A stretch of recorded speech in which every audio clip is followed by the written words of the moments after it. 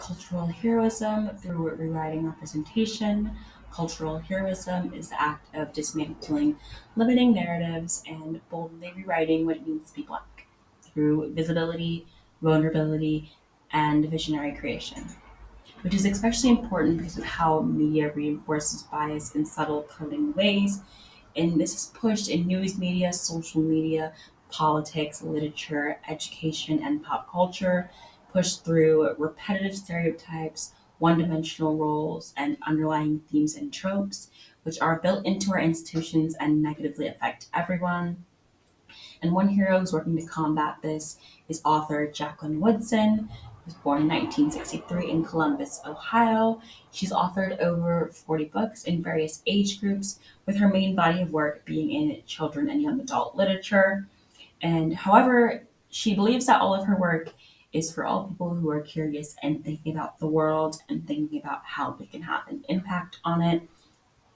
She redefines heroism by giving a voice to the voiceless and visibility to the overlooked. Her stories don't rely on spectacle. Instead, they honor the quiet complexities of blackness, girlhood, queerness, memory, and hope. And in doing so, she dismantles the negative monolithic portrayals of a black identity in literature, replacing them with nuance, softness, and power. Her goals in writing are to create stories where young readers of color see themselves reflected, to address complex themes with honesty and hope, and challenge societal norms to encourage critical thinking and empathy, which is especially important in today's climate where honest stories and historical accounts are being censored and banned, and especially those written by and for communities of color. Her work in bravery becomes even more essential. Her journey in writing was fueled by her inspiration from US history, storytelling, and geography. And she also noticed that in many of the books that she read, she saw no characters who looked like her or had experiences that she was familiar with, something that Black students still experience in education today. And she didn't understand why people of color weren't represented in literature.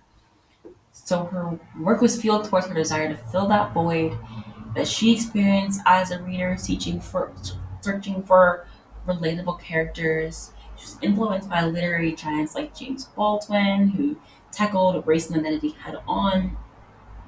And so she set out to craft stories that not only reflected the realities of marginalized communities, but also inspired readers to question and gain a better understanding of the world around them.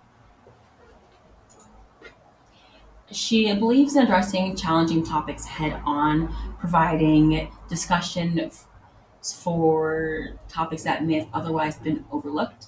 And she places her characters within well defined boundaries social, economic, physical, and racial, and then narrates their journey as they navigate and often transcend these limits.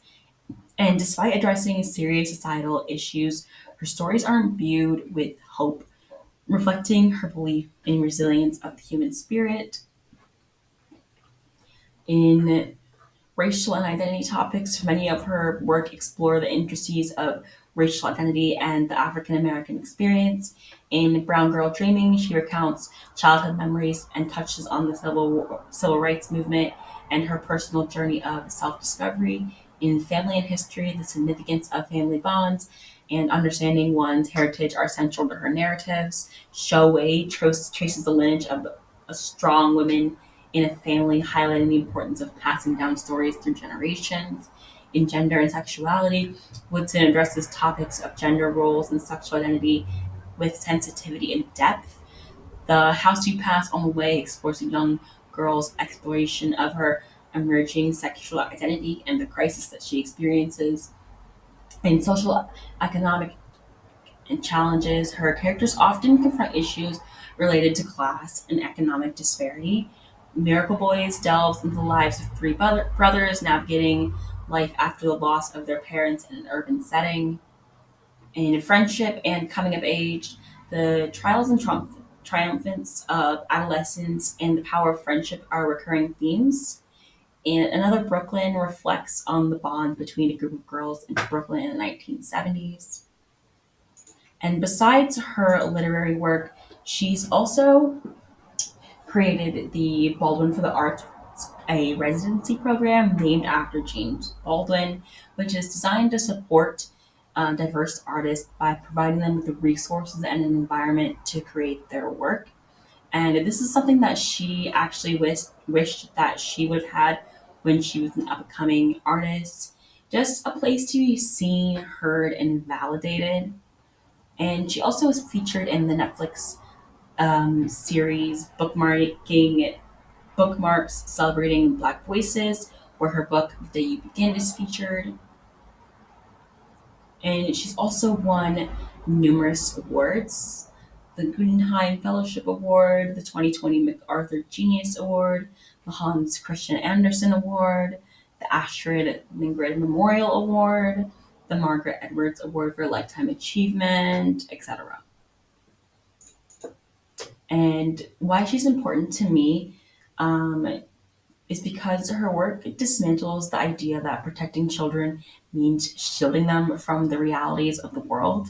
She believes in telling truth about history, identity, and injustice, but in a way that children can engage with, process, and learn from.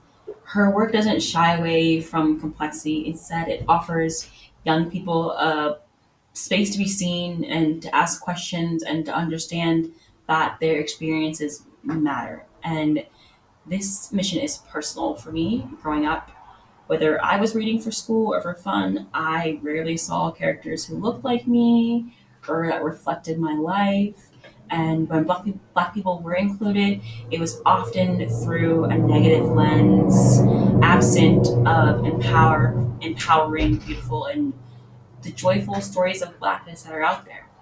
And meanwhile, history that was taught through a sanitized, whitewashed version often minimize or completely erase the struggles and contributions of people who looked like me, and it showed the lasting impact of institutionalized racism and bias.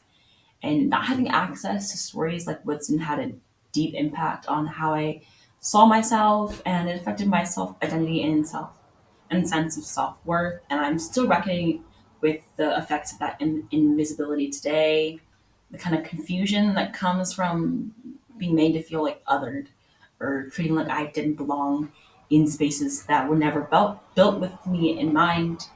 And I didn't have the privilege of growing up with people who looked like me or in a diverse setting. I could count the number of black students who went to my school on my hand. And because of that, I wasn't just navigating like the absence of representation. I was often forced to speak up when something was wrong because no one else was there to do it or to even recognize that it was wrong. And I remember being a child in elementary school trying to explain to my classmates why it wasn't okay to say the N word, even when the adults in their lives had told them it was. And I remember the discomfort of sitting there in classrooms while teachers read the N word out loud in literature without pause, claiming that it was just a part of history, or playing videos of other white people justifying the use of slurs when they had no right to reclaim them. And I even recently had white friends remind me of racist class projects that I had completely blocked from my memory because that was easier. And in all those years of school, I only had one teacher that showed me the kind of empathy that Jacqueline Woodson writes about and tries to imbue in her readers.